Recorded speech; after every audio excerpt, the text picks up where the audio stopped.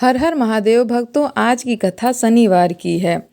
एक बार स्वर्गलोक में बहुत बड़ा विवाद हो गया कि सबसे बड़ा ग्रह कौन है। विवाद इतना बढ़ा कि परस्पर भयंकर युद्ध की स्थिति बन गई। निर्णय के लिए सभी लोग देवराज के पास पहुंचे। हे देवराज, आपको निर्णय करना होगा कि हम में से सबसे बड़ा कौन है। देवताओं का प्रश्न सुनकर देवराज उलझन में पड़ गए। इंद्र बोले, मैं इस प्रश्न का उत्तर देने में असमर्थ हूँ। हम सभी पृथ्वी लोक में उज्जैन नगरी में राजा विक्रमादित्य के पास चलते हैं। देवराज सहित सभी नवग्रह उज्जैन नगरी पहुंच गए। महल में पहुंचकर जब देवताओं ने उनसे अपना प्रश्न पूछा तो राजा भी कुछ देर के लिए परेशान हो गए, क्योंकि सभी देवता अपनी अपनी शक्तियों के कारण महान थे। किसी को छोटा या बड़ा कह देने से उनके क्रोध या प्रकोप से हानि पहुंच सकती थी। अचानक राजा के मन में एक उपाय सूझा। उन्होंने विभिन्न धातुओं स्वर्ण, रजत, कांसा, तांबा, सीसा, रागा, जस्ता, अभ्रक व लोहे के 9 आसन बनवाए। धातुओं के गुणों के अनुसार सभी आसनों के एक दूसरे के पीछे रखवाकर उन्होंने देवताओं को अपने अपने सिंहासन पर बैठने को कहा। देवताओं के बैठने के बाद राजा विक्रमादित्य ने कहा, आपका निर्णय तो स्वयं हो गया। जो सबसे पहले सिंहासन पर विराजमान है वही सबसे बड़ा है। राजा के निर्णय को सुनकर शनिदेव सबसे पीछे आसन पर बैठने के कारण अपने को छोटा जानकर बहुत ही ज्यादा क्रोधित हो गए। राजा, तुमने मुझे सबसे पीछे बैठाकर मेरा अपमान किया है।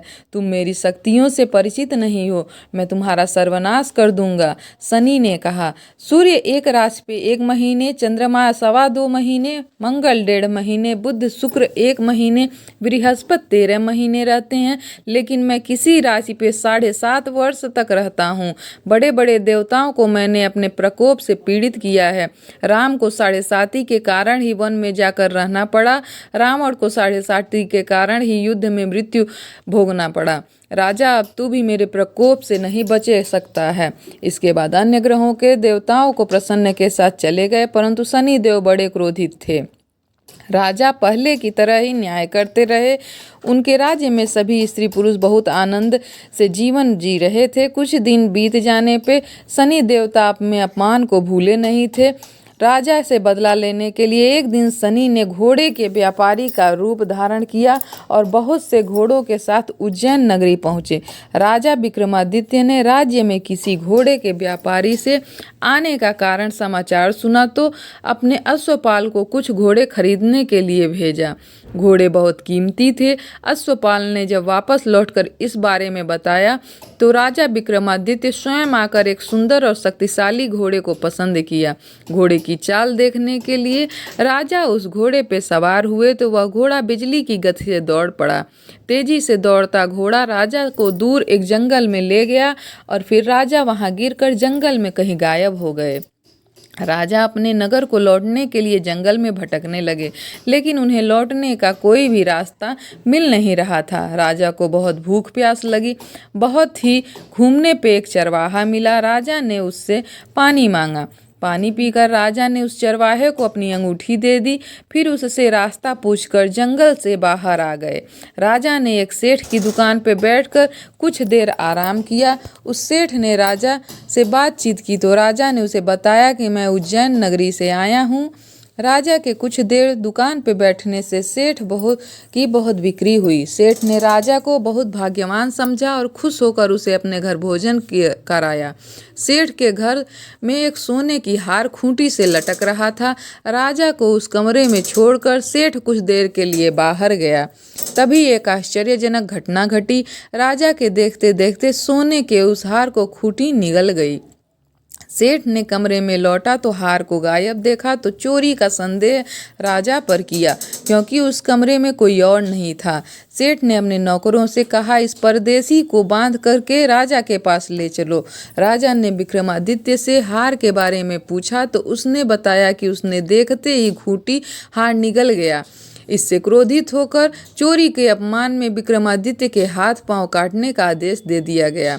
राजा विक्रमादित्य के हाथ पांव काटने कर उसे नगर की सड़क पर छोड़ दिया गया। कुछ दिन बाद एक तेली उसे उठाकर अपने घर ले गया। अपने कोल्हू का बैल बना दिया। राजा आवाज देकर बैलों को हाँकता। इस तरह तेली का बैल चलता रहा और राजा को भोजन मिलता रहा। शनि के प्रकोप की 7.5 पूरी होने पर वर्षा ऋतु प्रारंभ हुई। राजा विक्रमादित्य एक रात मेघ मल्हार गा रहा था, तभी नगर के राजा लड़की राजकुमारी मोहिनी रथ पे सवार उस तेली के घर के पास से गुजरी। उसने वह सुना और वो मोहित होकर दासी को भेजकर गाने वाले को बुला लाई। राजकुमारी अपने अपंग राजा के बारे में सब कुछ बता दिया। राजकुमारी उसे मेघ मल्हार से मोहित थी, अपंग राजा से विवाह का निश्चय किया। राजकुमारी ने माता पिता से यह बात बताई, वो सब हैरान थे। रानी ने मोहिनी को भाग्य समझाया। बेटी, तेरे भाग्य में तो किसी राजा की रानी होना लिखा है, फिर तू उस अपंग से विवाह क्यों करेगी? अपने पाँव पे कुल्हाड़ी मत मार। राजकुमारी ने अपनी जिद नहीं छोड़ी।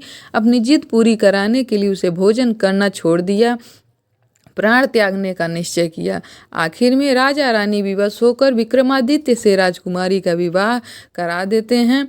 विवाह के बाद राजा विक्रमादित्य और राजकुमारी तेली के घर में रहने लगे और काम करने लगे। उसी रात स्वप्न में शनिदेव ने राजा से कहा, राजा, तुमने मेरा प्रकोप देख लिया, मैंने तुम्हें अपमान का दंड दे दिया है। राजा ने शनिदेव से क्षमा मांगा और प्रार्थना की, हे शनिदेव, आपने जितना दुख मुझे दिया है अन्य किसी को ना देना। शनिदेव ने कुछ सोचकर, राजा, मैं तुम्हारी प्रार्थना स्वीकार करता हूँ। जो कोई स्त्री पुरुष मेरी पूजा करेगा, शनिवार को व्रत करके मेरी व्रत की कथा सुनेगा, उस पर मेरी अनुकंपा बनी रहेगी। प्रातःकाल राजा विक्रमादित्य की नींद खुली तो अपने हाथ पांव देख करके राजा को बहुत खुशी हुई। उसने मन में शनिदेव को प्रणाम किया। राजकुमारी भी राजा के साथ हाथ पांव सही सलामत पा करके प्रसन्न हो गई। राजा विक्रमादित्य अपना परिचय देते हुए शनिदेव के प्रकोप की सारी कहानी सुनाई। सेठ को जब यह बात पता चला तो दौड़ता हुआ तेली के घर पहुंचा और राजा के चरणों में गिरकर क्षमा मांगा। राजा ने क्षमा कर दिया, क्योंकि वह सब तो शनिदेव के प्रकोप के कारण था। सेठ राजा को अपने घर ले गया, उसे भोजन कराया। भोजन करते समय वहाँ एक आश्चर्य घटना घटी। सबके सामने देखते देखते उस खूंटी ने हार उगल दिया। सेठ ने अपनी बेटी का विवाह भी राजा के साथ करा दिया और बहुत से स्वर्ण आभूषण, धन आदि दे करके राजा को विदा किया। राजा विक्रमादित्य राजकुमारी मोहिनी और सेठ की बेटी के साथ उज्जैन नगरी पहुँचे तो नगरवासियों ने हर्ष के साथ उनको स्वागत किया।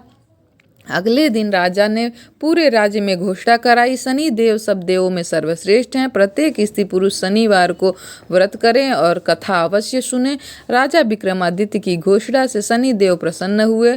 शनिवार का व्रत करने से, कथा सुनने से कारण सभी लोगों की मनोकामना शनि देव की अनुकंपा से पूरी होने लगी। सभी लोग आनंद पूर्वक रहने लगे। भक्तों, अगर वीडियो पसंद आए तो लाइक और शेयर कर दीजिए। चैनल पर नए हैं तो सब्सक्राइब अवश्य कर लें। हर हर